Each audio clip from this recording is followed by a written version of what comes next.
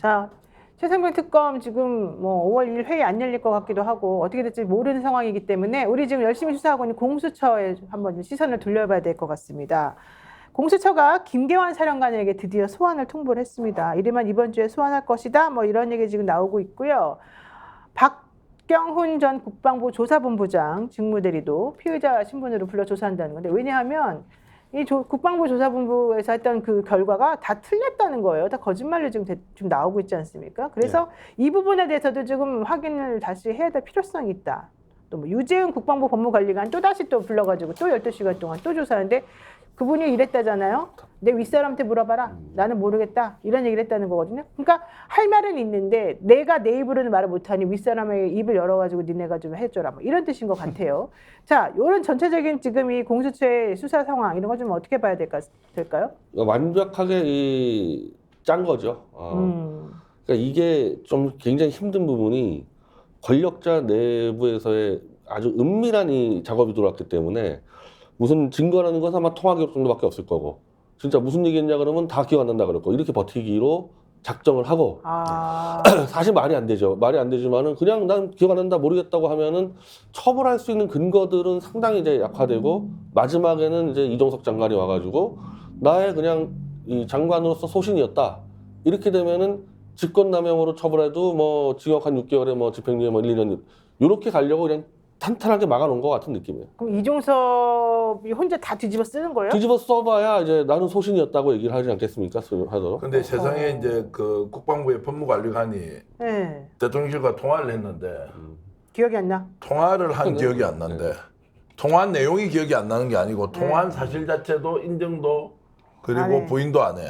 기억이 안 난대. 이 사람이 군법무관 뭐 이런 지위일 거 아닙니까? 네. 야 그러면은 이렇게 이야기하면 결국 자기는 책임 안 지겠다. 다시 불러서 이야기해라.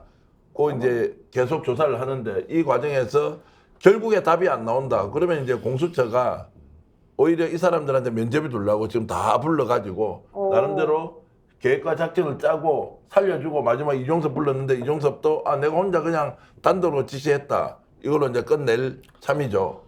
이시원 그러니까, 이시원도 부르면 기억 안 난다 그럴 겁니다. 예. 그렇게 이미 전략적으로 예전에 김웅 의원이 텔레그램으로 받았는데 기억 안 난다 그랬잖아요. 네, 맞아요. 실제로 기소 안 됐잖아요. 사실 그건 증거지 정말 명확했는데도 텔레그램 아니라고 하니까 그냥 넘어가 버려요. 법무 기술자들이 그냥 작전을 짠 겁니다. 이거는. 그러니까 지금 제가 이제 취재를 좀 해봤더니 이 유재훈 국방부 법무관리관의 일단 법리적으로 대응하는 그런 기술이 굉장히 탁월한 사람이었다고 하더라고요. 예.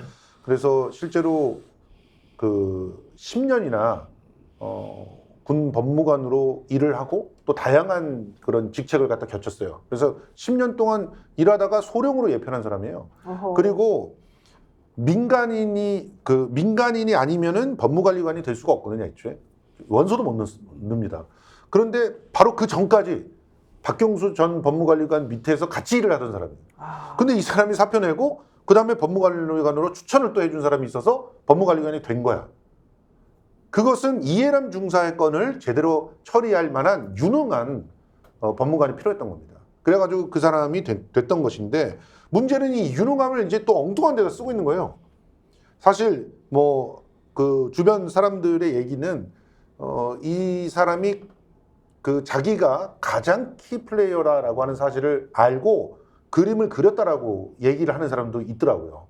본인이 이런 식의 그림을 그려서 그 그림대로 가게끔 하는 거 아니냐 이런 의혹까지 있는데 아무튼 이 부분은 지금 현재 공수처의 틀거리 속에서는 해결이 좀 어려운 상황으로 가고 있는 게 아닌가 저는 그렇게 보고요. 이런 스타일의 성격은 차라리 국정조사가 날 수가 있어요. 그러니까요. 네. 그래요? 그러니까 이게 무슨 얘기냐면 또 이 사람을 추천한 사람도 충격적이고요. 그래서 이제 굉장히 두루두루 인적 네트워크도 있는 사람이기 때문에 입을 갖다가 무겁게 하는 것이 자기가 앞으로 다음번 여러 가지 진행을 하는데도 필요하다라고 하는 생각들을 하고 있는 것 같은데 그렇기 때문에 특검이나 혹은 국정조사나 하는 것들을 갖다 거치는 것이 오히려 더 필요한 일일 수도 있다라는 그런 지금 생각이 현재 듭니다. 공수처 수사가 실제로 쇼일 가능성이 굉장히 높다는 거예요. 맞아요. 지금 새로운 이제 공수처장 임명해가지고 간다 하고 다 불러서 조사하고 다 하겠다는 거 아니에요? 네. 근데 다 이제 열어보니까 꽝이에요. 아무도 제대로 얘기한 사람 없어요.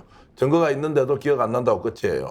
통화를 했는데 그 내용 모르겠다 그래요. 네. 모를 리가 있습니까? 다 알 거 아니에요. 그렇게 해서 이제 응거주춤하다가 그냥 넘어가 버리면 시간 지나면 끝이다. 이렇게 이제 가겠죠. 이게 명확하게 작전이 있었고 저는 공수처가 뭔가 제대로 수사하겠다는 의지가 있어서 하는 줄 알았거든요.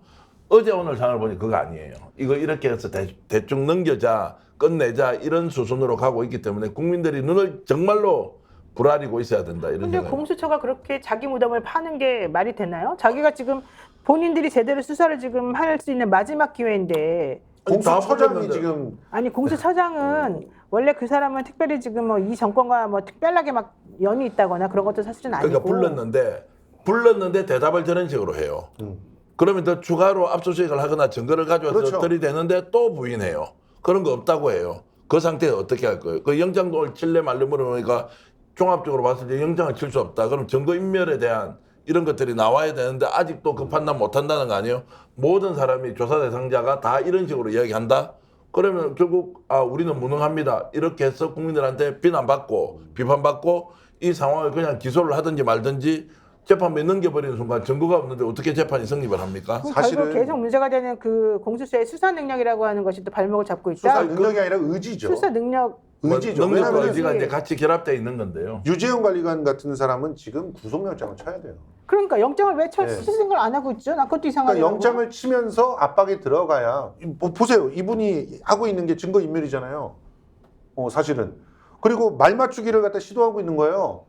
본인이 법무관리관으로서 탁월한 자신의 법적인 능력들을 갖다 활용해서 자기의 해석들과 대응과 판례를 이미 다 검토한 거예요. 그래서 이렇게 가기로 그 일종의 롤모델을 만들어주고 다른 사람 다 이렇게 가라고 하는 거예요. 그러니 당연히 이 상황에서는 구속을 시켜서 구속 이후에 그 분리되어 있는 그런 그 성관 속에서 그 추가 압수수색을 통해서 나오는 그런 물증들을 가지고 들이대면서 이 문제를 해결을 해야 되지 않을까. 야, 저는 그래도 공수처를 마지막으로 믿고 싶은데요.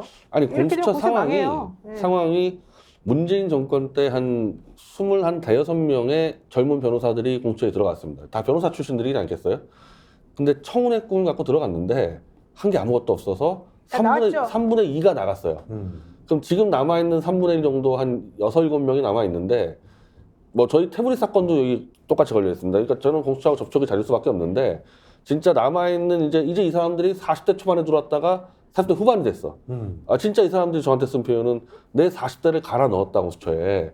근데 이대로 가면 자기는 커리어가 끝난다. 그러니까. 그래서 이 최상병 사건하고 태블릿은 진짜 목숨 걸고 해 젊은 검사들은.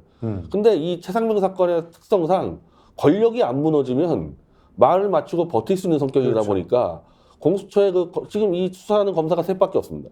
3명의 검사 가지고 압박을 해서 자백을 받는 건 거의 불가능하기 때문에 이거는 특검이나 특조위나 뭐 무슨 국정조사가 같이 받쳐주지 않으면은 계속 저렇게 도망갈 겁니다, 이거. 그렇죠. 야, 첫 공수처장을 잘못 뽑았죠. 지금 여기에 현재로서는 처장 문제도 아니에요. 처장과 관계없이 안졸련님이 열심히 수사하는데 이 권력이 버티는 겁니다, 지금.